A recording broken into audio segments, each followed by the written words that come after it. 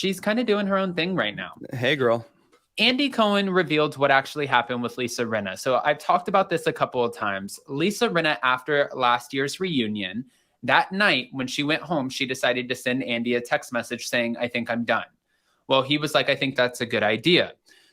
A couple weeks went by and she thought about her decision and she's like, you know what? Actually, I'm not done. I still want to be on the show. Like, I don't want to go anywhere. And Andy Cohen was like, sorry, girl. We already talked with production and we figured out a way to move on without you.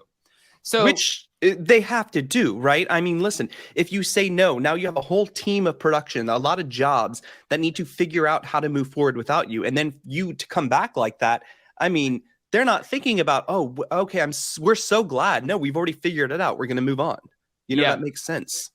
I mean, I think that's exactly what they're thinking, because I think in their mind, they're like, first of all, I think at the moment that a housewife becomes too wish-washy or becomes too demanding, I think that they look at you like, okay, you're a little bit of a liability right now, because are you going to come? Are you going to go? Are we going to have to stop production mid-season? Are you even mentally prepared to handle this right now? Are you going to be more of a headache for production? Like, all of these variables play into their decision going into a new season. And I think with Lisa Rinna, they obviously could not control her on social media at all. Right? Ain't that the truth? Yes. Okay, so on top of this, Lisa Rinna then came out and said that Andy's full of shit, pretty much, that she did not come begging for her job back. And she went on to explain why she actually left the show to begin with. She's like, when it came to the show, when I first started, it was so light and fluffy and airy and just fun.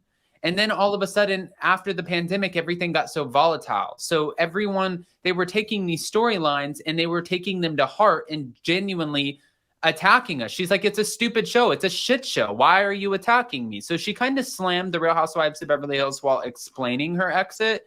Right.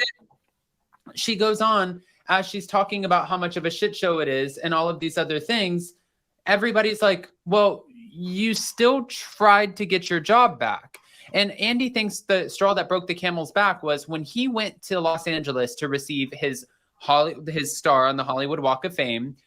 Around that same time, they just got back from Aspen, and Lisa Rinna called him and said, hey, listen, this happened in Aspen. I think I've got to run with it. I think I have to speak on it.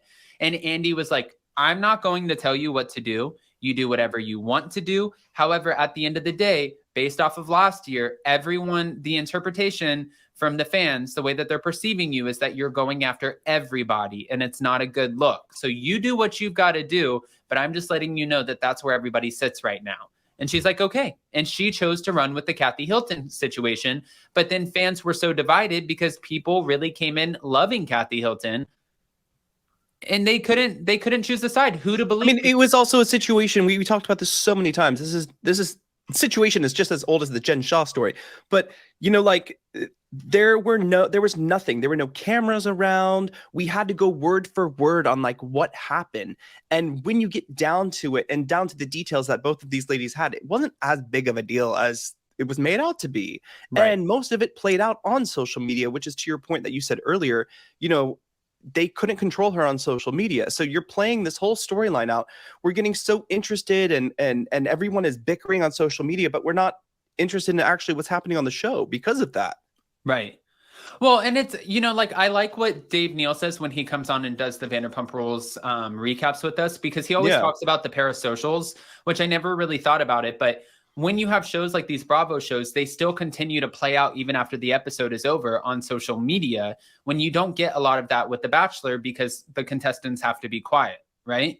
Mm-hmm. So over here, we see a lot of that, and that can really affect the show. That's why you see Andy Cohen getting upset with Kelly Dodd, getting upset with Lisa Rinna, getting upset with Candace Dillard Bassett, because he's like, we cannot control you on the show. Even if you go over to the Real Housewives of New Jersey right now, they are on a social media and PR podcast ban right now. They are not allowed to do social media or podcasts unless every little thing is approved. They can't like each other's stuff. They can't comment on each other's stuff. They can't post stuff.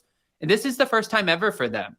But it's because it's such a disaster on social media. And they're right now trying to figure out, how the hell are we even going to put you guys together to film a season, let alone like now this shit's still carrying over. Like, we have to stop it. The same thing is happening, I think because they're going into the reunion jersey. The same thing is happening with Vanderpump Rules. They are on a complete ban. No, stop. Yeah. Yeah. But yeah, the Lisa Rinna.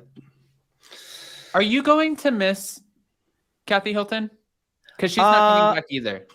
I don't know who I'm going to miss. And I hate to say this. You guys are going to chew me out in the chat. As much as I could not stand Rinna.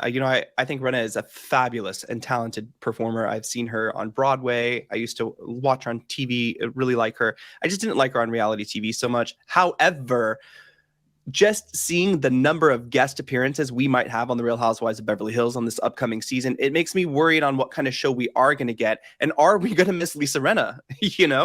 Or was it just too toxic? But, we have Denise Richards making an appearance. I don't know. To me, just what we're seeing, and I can't judge it on that. I hope Beverly Hills is not having the same fate that OC had and Atlanta is currently having, in my opinion. Well, Jason, I'm gonna let the cat out really quick. Will you please read this from Norma, and then we're gonna get into the Ozempic of it all. Oh gosh. Norma, thank you so much for the super chat.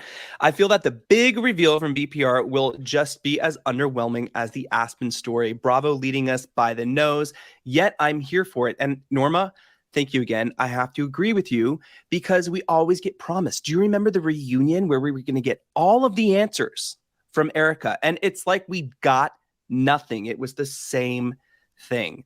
So that's crazy. Guys, speaking of Housewives, we need to talk about Dubai. So when Adam gets back, we will talk about Dubai for a second. But Norma, thank you so much for the super chat.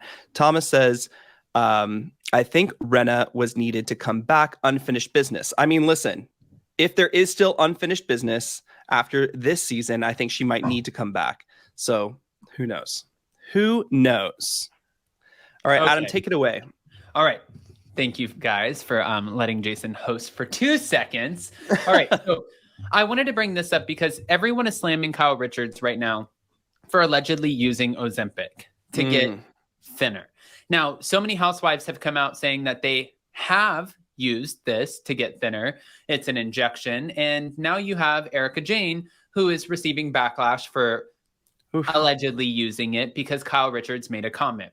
She's so sick of everybody commenting on her body. All of the photos are coming out from the cast trips, from her on the beach, from her at the gym. And people are like, this is not natural. She's like, I stopped alcohol and I've been working out, which, by the way, guys, if you stop alcohol alone, everything depuffs. So that's just one. It does. But we've had even Dolores came out and talked about Ozempic. So I'm really curious on, yes, alcohol does have a huge effect on your body, especially when you stop.